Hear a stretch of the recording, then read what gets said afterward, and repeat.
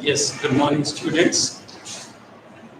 And today we are there with the new chapter of the same story, the 100 dresses, but this time it is 100 dresses 2.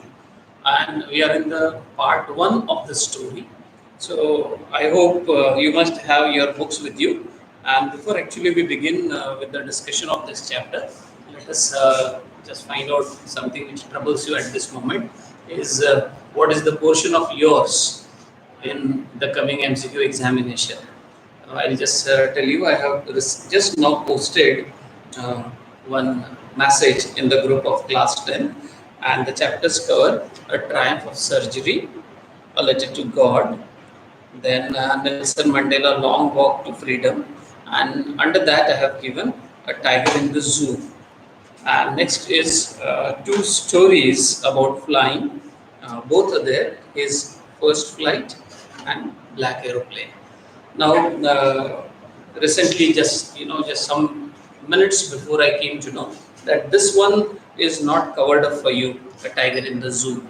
So, in this case, I'll just have a word with my colleague, Banwari Lal sir, and I'll just post the message by today regarding this. But other than this, just leaving this one particular point, you can start working on all of the chapters. So I wish you good luck for the coming examination, and I hope that you would do extremely well because you have been paying enough attention to all your classes. And I'll give you only one suggestion as to how you can prepare about it. Generally, for MCQ type of questions, we will have to pay attention to minute details. 50% and more generally covers the minute details of the stories or the part of the poem. You can also pay attention to the name of the writer, poet, and also then the deeper part of it when you see what does that particular story or poem convey that particular message, and in case some lines are asked to you, so if there is any figure of speech must have been taught to you or it is there in your text, so such doubt is there, you can just put it to me. My WhatsApp number is also there with most of you people. You can post your doubt there, or you can ask me in another class of mine there in the classroom itself. So pay attention to this as important details of the story, and I think your job would be done. Well, we had seen only some questions of the last chapter, and then we had put an end to the class. If there are more, doubts regarding that, we would definitely do. And in case you need to ask right now, you can just ask me, no problem. But if we can begin with today's chapter, and that is the 100 dresses 2. And today we are going to see the first part of the story. You see what happens. This chapter has the background of the last chapter because it is only the extension of the last chapter that we have done, that is chapter number 5. So whatever happened in the last class of ours, or whatever happened in the last chapter, that if we can pay attention to, we will definitely link the story. So far I'll just sum it up for you in just few words. So far what we understand is there is one girl whose name is Vanda Petronsky, and she is the object of everyone's, you can say, mocking remarks or making fun of such kind of, disturbance, I would say, suffering that she faces every day.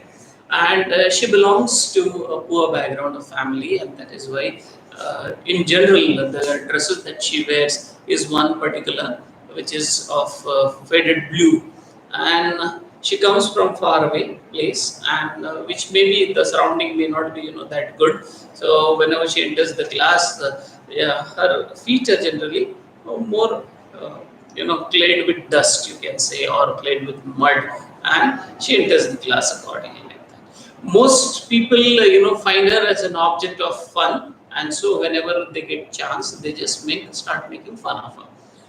Now, in this story, two more important characters, Peggy and Maddie, both of them wanted to make fun of her on most occasions, and they had found out one game of 100 dresses. And in that one, they used to just ask one common question, and that would be, how many dresses do you have? And that girl would give an answer, yeah, I have 100 dresses. The moment she would come to know that she had 100 dresses, those both of them, Peggy and Maddie, both of them would start making fun of her. And this game continued for long together. It came to an end only when there was a special competition of drawing, dresses in their school.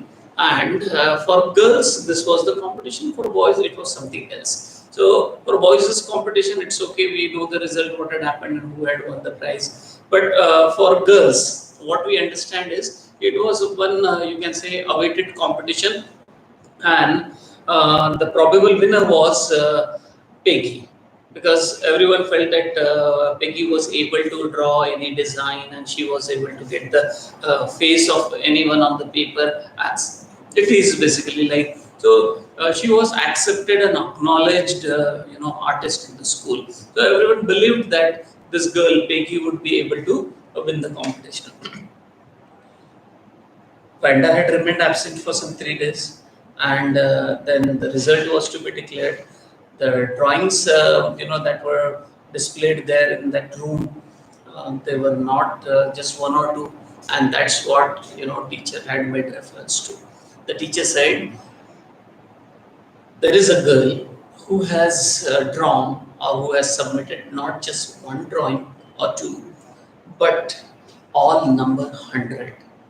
And all those 100 drawings, they are all beautiful dresses. And all of them were surprised because Peggy had given only two, she had submitted only two, and she also could get the clue that it was not her name which was going to be announced as the winner of the competition in girls' category, and it was going to be something else. And then later on, we all came to know it was the name of the girl Vanda.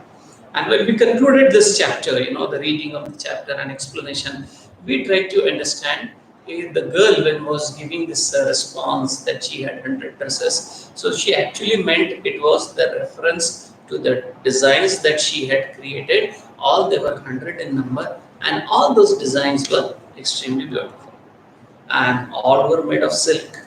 And for all of these dresses, there were pair of shoes, you can say. So this, when we understand, we come to know that her intention was not to tell any lie. She was just referring to her beautiful drawings, nothing else was it. And these girls then what understood, Peggy, Maddie, and all other classmates, they came to understand that the girl called Vanda always looked to be a very meek kind of character, a very silent kind of character. You know, still she had such extraordinary talent, and they all failed to recognize it. And because of that, they suffered that guilty conscience. It is here, we had almost ended it up, and we just wanted here, we had come to know Maddie was actually not so willing to uh, get into that fun of asking Lavenda about 100 dresses. And here we also tried to understand the background for it. Why did she personally feel like getting involved in that game? It was because she herself belonged to a poor family, and her own dresses came from Peggy's family. They were all Peggy's dresses, with a bit of mending and a bit of change on them. Hardly people were able to make it out, but Peggy knew whose dress Maddie would wear. So out of that pressure of friendship, she used to continue. Now there is entirely a different turn in the story, and I believe that most of you people must have read it. Because this is a story which catches everyone's attention. It is one of the most beautiful stories I feel there, which is there in your curriculum of studies. Fine. So open your textbook at page number 73, and I'll just begin the story today. I'll read some part of it and then explain to you. The story reads like: while the class was circling the room, the monitor from the principal's office brought Miss Mason a note. Miss Mason read it several times and studied it thoughtfully for a while. Then she clapped her hands. Attention, class, everyone back to their seat. When the shuffling of feet had stopped and the room was still and quiet, Miss Mason said, and what she said, I'll read it out a little later. No, little bit of explanation is required. So what had happened? Now, all these children, they were asked by the teacher to go to that particular room, I think maybe room number 13, and just look at the beautiful drawing which was done by that winner. So all of them were circling around, and just in then came a particular news. The monitor of the class, brought one letter, one note for the teacher. That means the letter must have gone to the principal, and from there came a note for the teacher. And that note, when she read and reread it because she was not able to believe, because she was not able to believe that what that particular note conveyed the message, and it was beyond expectation. Because here something great had happened regarding one particular person, and now with the note, it was something else to take place. And so, Miss Mason became immediately very serious about it the moment she got that particular letter. So she clapped hands. So clapping here not always for praise someone. Clapping here can be used for different purposes too. Here to catch the attention of those people, she clapped and she wanted them to get back to the class. Now here scuffling of feet is one expression given. This means the moment they started, going inside, sound would generally get, generated. You might have noticed the moment break for the bell is given, too much of noise starts emitting from all classes, and then you just start moving towards your allotted areas for taking your tiffin. Then a lot of noise your footwear go on making. Some of you people are in the habit of making your footwear rub against the floor, so a lot of sound gets emitted, I mean to say. When the bell is given back to come into the classroom, again the same kind of noise. The class teacher, when comes, there are still many people to get settled down. Some of you people are still trying to finalize the quarrel of the last, break or last episode. So all this kind of situation takes place when movement from one place to another takes place in the school. Well, the children were watching something else, and then they were called to one particular place, that is in the classroom. They were called. So when they came into the classroom, there was that particular noise. But I think your people are, as students, you are very smart ones. You look at the face of the teacher, and most teachers wear their expressions on their face. I also do the same thing. Of course, one should be very strong one to not to express one's emotion on the face. But for me, also it is the same thing. If I am quite happy, it is seen on my face. If I am serious, it is also seen on my face. If I am to lose temper, again it is also seen on my face. So similarly, children might have made it out that this girl, I mean to say, the teacher must be little serious about something, and that is why all these people must have settled down. As soon as they settled down, she was about to read, and that I did not read so far. I am going to read. The nature of that message must be very serious. Now, what she says something, let us just see.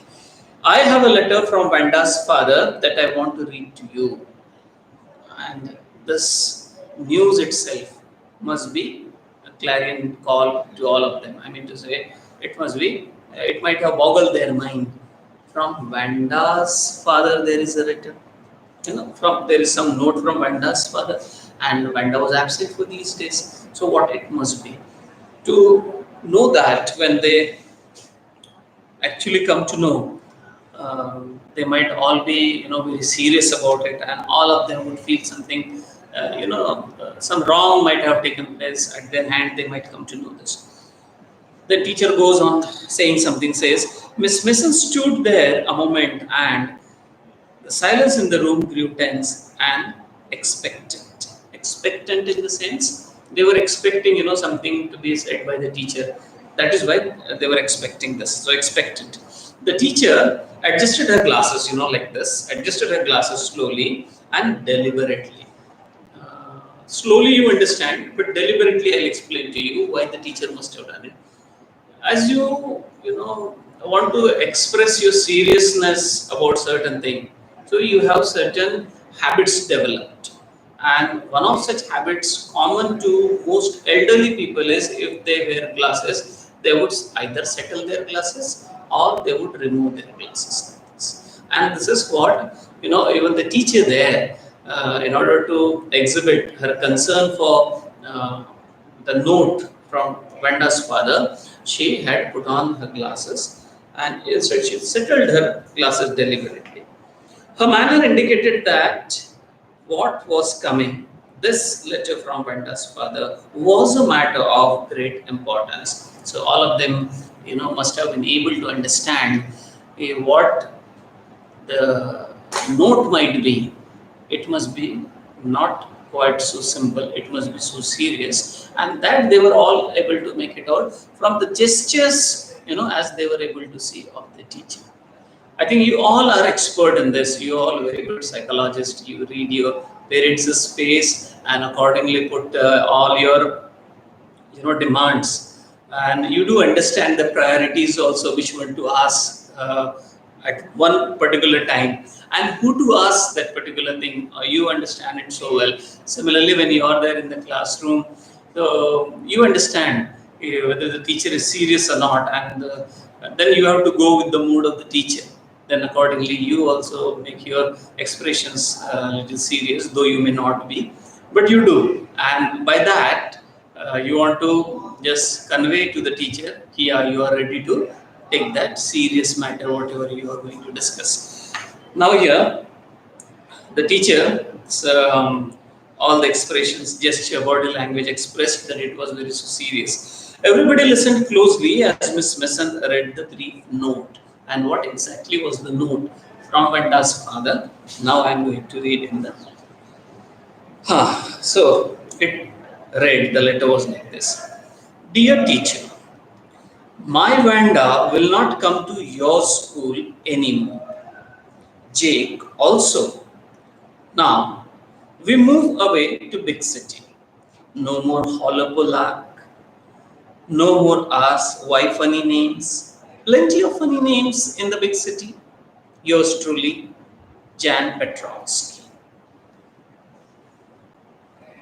Having gone through just few lines of this letter, we understand the resentment of the father, the anger of the father.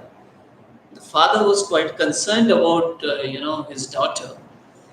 She was being bullied, she was being teased and troubled there in the school for one very simple reason, that her name was little different and it was little longer.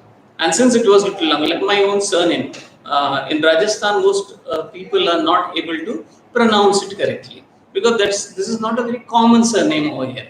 For me, some surnames here, they turn out to be quite difficult and different for me because they are not known to me. But because they are not known to me, I should not make fun of it, or nobody else should make fun of my surname. This is as simple as everyone must understand. But for children, the story is different. Anything sounds for them little different is a matter of fun for them. For example, while speaking something, sometimes we teachers stammer for some word. I have some habit of using such words like sometimes so you people have the habit of grabbing those words, peculiar words, and then accordingly reserve those words for a particular teacher and trying to make fun of that particular teacher, which is of course wrong, but this is a tendency of children. And out of that tendency, similarly in the story, Vanda Petronsky's name was also taken to be a name to be made fun at. And most of the students in the class, you can say the whole class, generally enjoyed this crude fun of making fun of Vanda's name. Now, what happens when we are enjoying one particular fun, we fail to understand to what extent can it go. I have seen most time during break, the boys run behind one particular fellow, and that fellow, for what reason I don't know. It can be because he happened to eat from somebody else's tiffin, or because he had grabbed the tiffin because that fellow had, whatever may be the reason.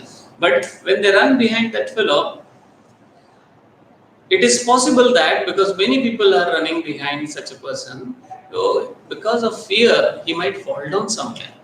And when he falls down, he will not get ordinary injuries. He will get huge injuries because the force, I think you understand physics. I do not understand that well, but you do understand. With great force, he would be falling down. So the repulsion would be that, stronger, and he would get injured quite heavily.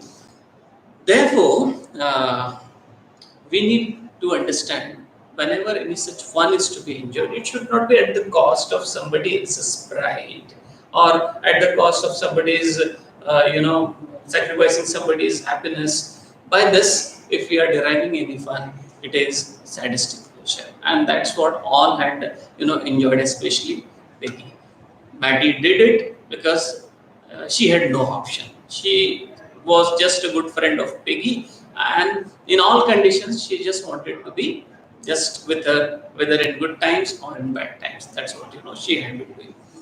But to what extent had happened there in the story that this making fun of a surname had gone to the extent that such skillful child, such talented child, such a beautiful artist had to leave the school because she was becoming the object of everyone's laughter, because everyone would bully her, because she would not find herself comfortable in the class. You immediately retaliate as soon as you feel you are questioned wrongly there in the class, or even the tone of someone, your friend, had not been appropriate, immediately do you retaliate. This all you do because there is some self pride is there, and that gets hurt. In the case of Vanda, exactly the same thing happened.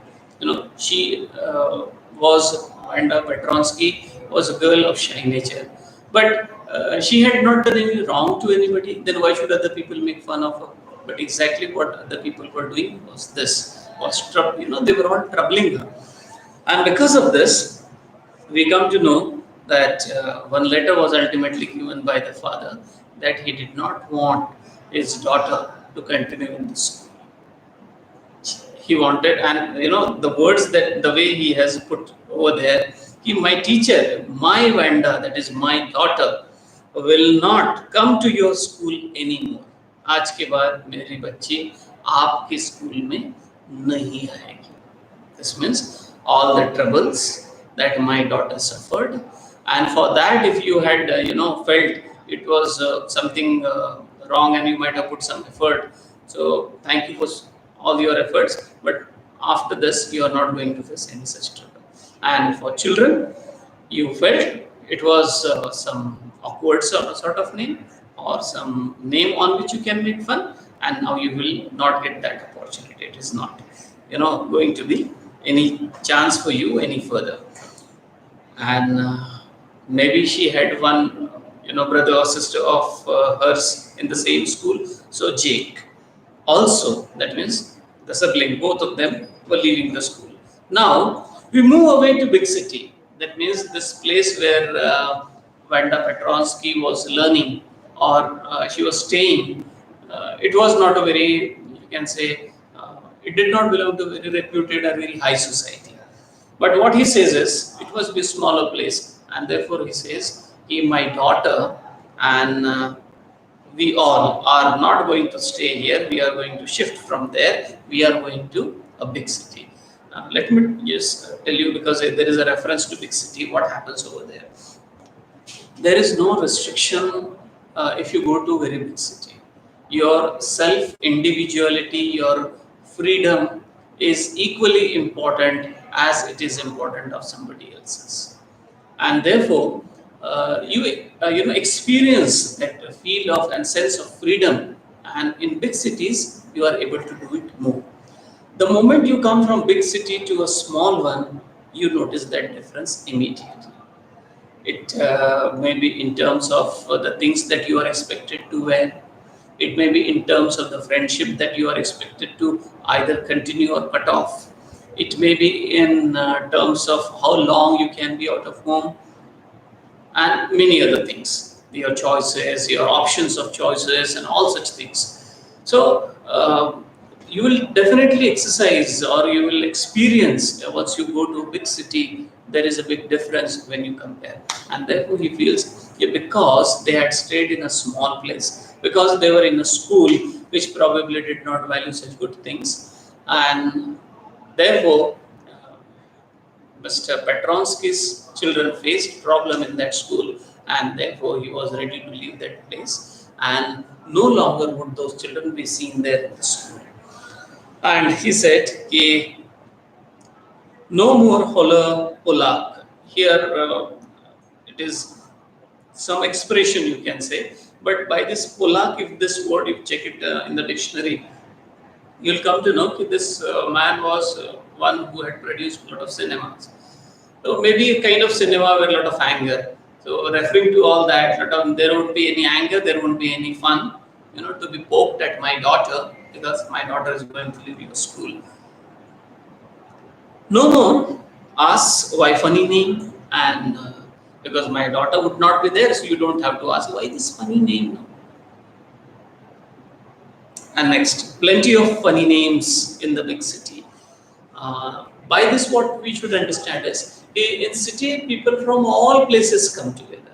If you go to a city like Delhi, and even bigger than this, I feel is the city Mumbai. If you go over there, you will find people from all different, parts of our country staying together, celebrating various festivals, and all of them exercise enough of freedom.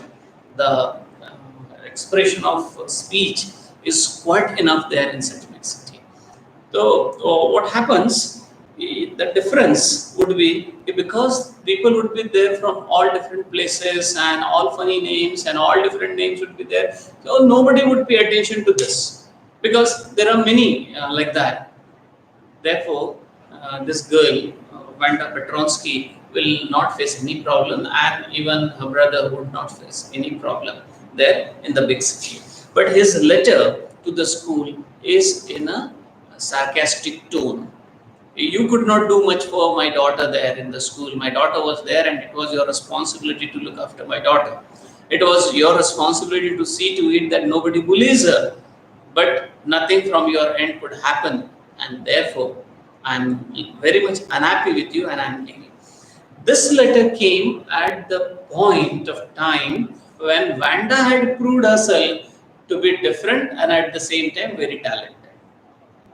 And so the remorse or the repentance on the faces of all those who troubled her would be quite big. They would not, be able to handle that trauma. Eh, this girl, Vanda, has left, and only because of that. Had she been there in the school, the great name would be there for the school, and the school would have been benefited. The prestige of the school would have been, it would have enhanced because who would not like any great student to be there in his or her own school? Like there is a student of mine who is a Paralympic badminton champion, Mansi Joshi. She had come even in KBC. One of her legs is amputated. She had both the legs intact, but she met with an accident, and she is an engineer actually. She met with an accident, and then her leg was amputated. Surgery was done and it was cut. Then she wore artificial leg, and afterwards, she became extraordinary in the world of badminton. She won various competitions, and if you can remember that episode wherein two such Paralympics champions women were called. One was Mansi Joshi. So, do you think that if she admits now in any college for any course, and she puts a condition that I won't be able to devote my time quite so regularly, Do you think that that college would insist on making that girl to come every day? Impossible. You know why? Because she has already become a celebrity. Well, before that, nobody understands unless you turn out to be, because school has its own restrictions. Maybe the same way must have been. The most important point I feel is that the school failed to recognize the talent of Vanda Petrovsky. And maybe in a short period of time, all these things must have happened. That this girl must have been there in that school, and her name must have been new and different for all other students, and they all made fun of her. And because of all this, she felt tortured and troubled, tormented, and ultimately she must have conveyed this to her parents, and they thought there should be an end to all the sufferings of their daughter, and they must have decided. Fine, I think the most crucial part of the story has already come over here. Of course, after this also we will have to see the reactions, what happened and all. But this most important area that we have discussed today has already come, and I wish you think on this in case you need to have more reflection on this. What is the tone of the letter of the father? Why the father chose to shift a whole family from watching heights to big city? That you must think on. Then why does he say ki no more fun, and plenty of names there in the big city, all this kind of things. And the first line itself makes it very clear, and the father was filled with a lot of you can say anger, and in all that anger he had written all this letter. I'll just read one more paragraph, explain to you, and then we'll end up our class. A deep silence made the reading of this letter. Miss Masson took off her glasses, blew on them, and wiped them on a soft white handkerchief. Then she put them on again and looked at the class. When she spoke, her voice was very low. Fine. Explanation was, of course, not required of the letter of Vanda's father, because everyone could understand where the problem lied. Everyone knew who was, the reason for all that. And of course, I would not say only Peggy and Maddie. The whole class was involved in this, and Vanda therefore had to leave the class. The expression of the teacher putting the glass off and then rubbing it on handkerchief and then telling she was going to say something, and whatever she said, it was there in a very low volume. Well, next is exactly the words what the teacher spoke, but I would like to end up today's class here with this, and I hope you have got today's class. Is if there is any doubt of yours, I am still there live for you for some more time. You can put your queries regarding your syllabus. There is one doubt raised. I'll just confirm with Banwari Lal sir, because I had just taken your class with the 100 dresses only. So I'll just check it out and we'll get it back to you by today's evening. You will get the clear picture. In case I am to cover that poem also, I would do. We can just stop it if required. Okay, I don't think there is any such query at this moment, and I'm going to end today's class. Bye bye.